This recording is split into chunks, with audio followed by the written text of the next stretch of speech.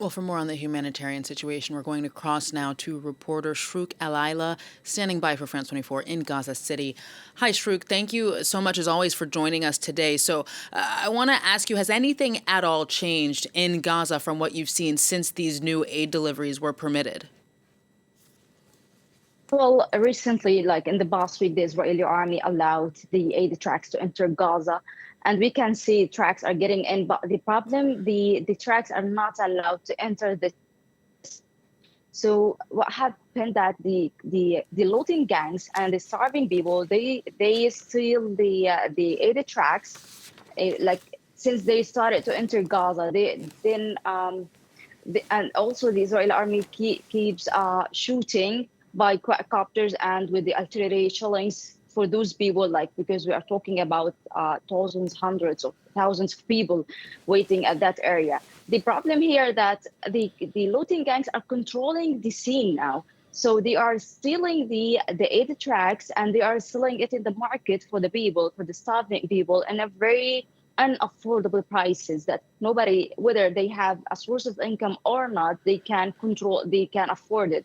And I can tell this from a very personal perspective because we are dealing with other problems as the cash flow and as banks are not functioning and there is no cash. So you have to go to those world traders who are exchanging cash with you with 0.5% of the amount of the money, like, to get a cash. So the humanitarian situation is still as catastrophic as it is.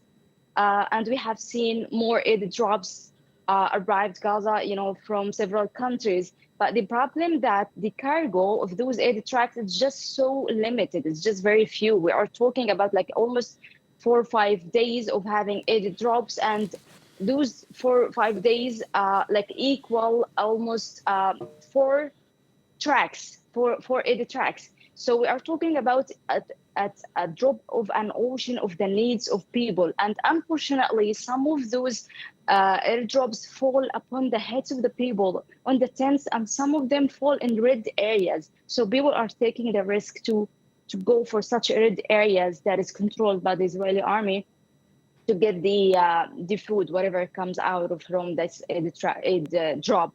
So the situation is still worsening. Nothing is changing on the ground, and the only solution for this is just to have a safe access for the aid tracks to enter Gaza and to be distributed by the control of organizations as the UNRWA, the WFP, and other NGOs who were in charge before in such distribution and managed to deliver the food parcels to each family in the Gaza Strip.